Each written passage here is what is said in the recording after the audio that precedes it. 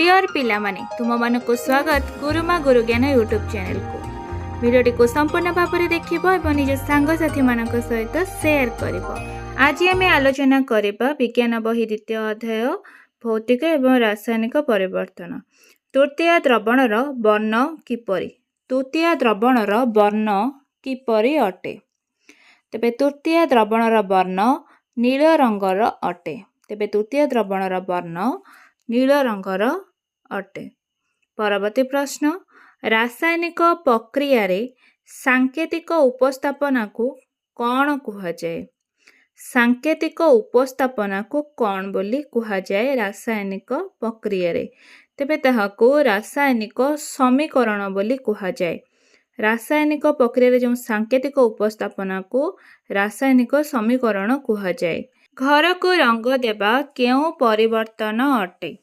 घर को रंग देबा केउं परिवर्तन अटे।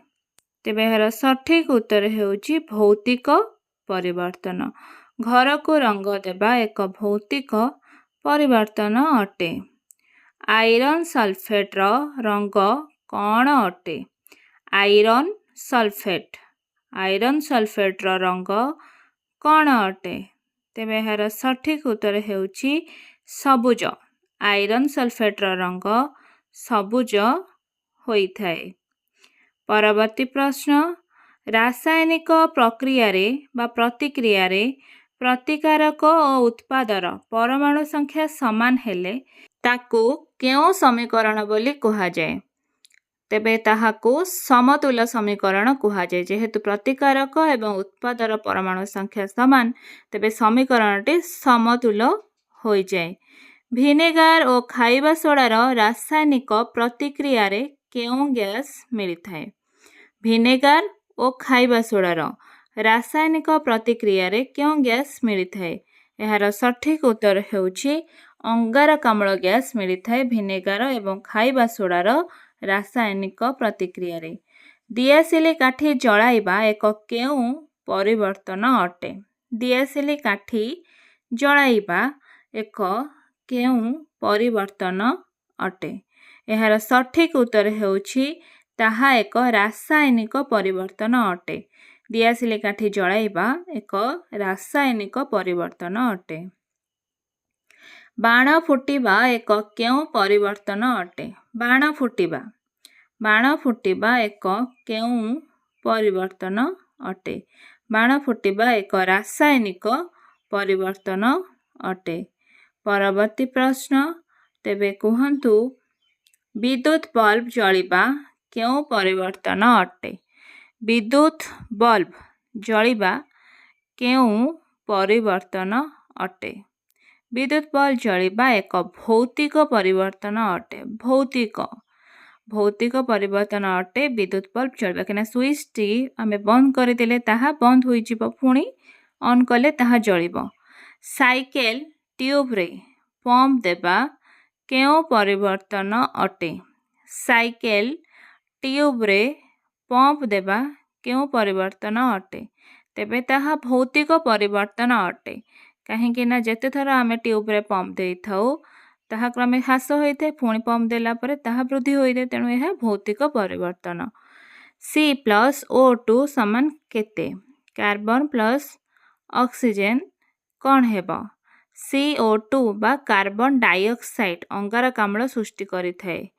CO2 हेउछि कार्बन डाइऑक्साइड जहाको आमे अंगारकाम्ल बोली कहिथाउ। चीनी को उत्तप्त कले कौन सृष्टि हुए। चीनी को उत्तप्त कले सेथिरु कौन सृष्टि होइथाए।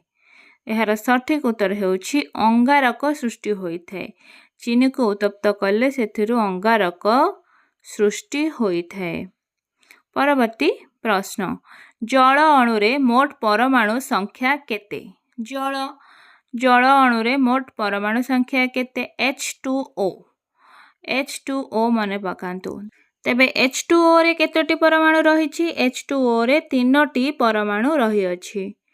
जिबा हमर परवर्ती प्रश्न चूर्ण पानी को फुंकिले ताहा केउं रंग को परिवर्तन हुए। चूर्ण पानी को फुंकिले ताहा केउं रंग को परिवर्तन हुए। ଧଳା ବା ଦୁଧିଆ ରଙ୍ଗ ବୋଲି ଆମେ କହିପାରିବା, କାହିଁକି ନା ଅଙ୍ଗାରକାମ୍ଳ ଚୂନ ପାଣି ସହିତ ପ୍ରତିକ୍ରିୟା କରି ତାହା କ୍ରମେ ଦୁଧିଆ ବର୍ଣ୍ଣ ବା ଧଳା ବର୍ଣ୍ଣ ଧାରଣ କରିଥାଏ। ପରବର୍ତ୍ତୀ ପ୍ରଶ୍ନ, ମାଗ୍ନେସିୟମ ଫିତା ବାୟୁରେ ଜଳିଲେ କେଉଁ ଉତ୍ପାଦ ସୃଷ୍ଟି ହୁଏ? ମାଗ୍ନେସିୟମ ଫିତା ଯଦି ବାହାରେ ଜଳିବ ବା ବାୟୁରେ ଜଳିବ ତେବେ ସେଥିରୁ କ'ଣ ବାହାରେ? ମାଗ୍ନେସିୟମ ଅକ୍ସାଇଡ୍ ବାହାରେ। ମାଗ୍ନେସିୟମ ଅକ୍ସାଇଡ୍ ଉତ୍ପାଦ ସୃଷ୍ଟି ହୋଇଥାଏ ମାଗ୍ନେସିୟମ ଫିତା ଜଳିଲେ। ଯେଉଁ ପରିବର୍ତ୍ତନରେ ନୂତନ ପଦାର୍ଥ ସୃଷ୍ଟି ହୁଏ ତାକୁ କେଉଁ ପରିବର୍ତ୍ତନ କୁହାଯାଏ? ଯେଉଁ ପରିବର୍ତ୍ତନରେ ଏକ ନୂତନ ପଦାର୍ଥ ସୃଷ୍ଟି ହୋଇଥାଏ ତାହାକୁ ଆମେ ରାସାୟନିକ ପରିବର୍ତ୍ତନ ବୋଲି କହିଥାଉ।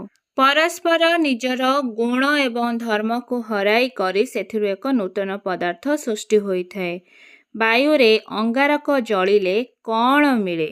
ବାୟୁରେ ଅଙ୍ଗାରକ ଜଳିଲେ କ'ଣ ମିଳେ? ଅଙ୍ଗାରକାମ୍ଳ ମିଳେ। ବାୟୁରେ ଯଦି ଅଙ୍ଗାରକ ଜଳିବ ତେବେ ସେଥିରୁ ଅଙ୍ଗାରକାମ୍ଳ ସୃଷ୍ଟି ହୋଇଥାଏ। କାର୍ବନ ଡାଇଅକ୍ସାଇଡ୍ ବା CO2 ଯାହାକୁ ଆମେ ଅଙ୍ଗାରକାମ୍ଳ କହିଥାଉ। ଭୌତିକ ପରିବର୍ତ୍ତନ କି ପ୍ରକାର ପରିବର୍ତ୍ତନ ଅଟେ? ତେବେ ଭୌତିକ ପରିବର୍ତ୍ତନକୁ ଆମେ ଆଉ କେଉଁ କେଉଁ ପରିବର୍ତ୍ତନ ବୋଲି କହିଥାଉ? ତାହାକୁ ମଧ୍ୟ ଅସ୍ଥାୟୀ କୁହାଯାଏ ଏବଂ ପ୍ରତ୍ୟାବର୍ତ୍ତୀ ପରିବର୍ତ୍ତନ କୁହାଯାଏ। ତାହା କିଛି କ୍ଷଣ ପରେ ନିଜର ପୂର୍ବ ଅବସ୍ଥାକୁ ଫେରି ଆସିପାରୁଥିବାରୁ ଭୌତିକ ପରିବର୍ତ୍ତନକୁ ଅସ୍ଥାୟୀ କୁହାଯାଏ। ରାସାୟନିକ ପରିବର୍ତ୍ତନ କି ପ୍ରକାରର ପରିବର୍ତ୍ତନ ଅଟେ? ତେବେ ରାସାୟନିକ ପରିବର୍ତ୍ତନକୁ ଆମେ ଆଉ କ'ଣ କହିବା?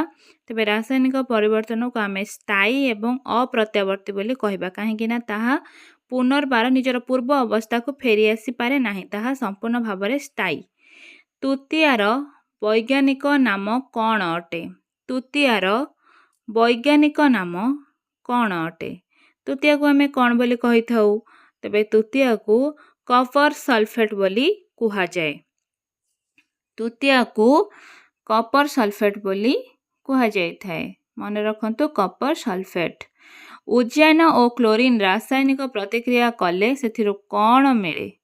ଉଦ୍ଜାନ ଏବଂ କ୍ଲୋରିନ୍ ଯଦି ରାସାୟନିକ ପରିବର୍ତ୍ତନ କରିବେ ବା ପ୍ରତିକ୍ରିୟା କରିବେ ତେବେ ସେଥିରୁ କ'ଣ ମିଳିବ? ଲବଣାମ୍ଳ ମିଳିବ। କ'ଣ ମିଳିବ? ଉଦ୍ଜାନ ଏବଂ କ୍ଲୋରିନ୍ ଫଳରେ ଲବଣାମ୍ଳ ବା HCl ଆମେ ଯାହାକୁ କହିଥାଉ, ହାଇଡ୍ରୋକ୍ଲୋରିକ୍ ଏସିଡ୍। ରାସାୟନିକ ପ୍ରକ୍ରିୟାରେ ଅଂଶଗ୍ରହଣ କରୁଥିବା ପଦାର୍ଥକୁ କ'ଣ କୁହାଯାଏ? ରାସାୟନିକ ପ୍ରକ୍ରିୟାରେ ଅଂଶଗ୍ରହଣ କରୁଥିବା ପଦାର୍ଥକୁ ପ୍ରତିକାରକ ବୋଲି କୁହାଯାଏ। କ'ଣ କୁହାଯାଏ?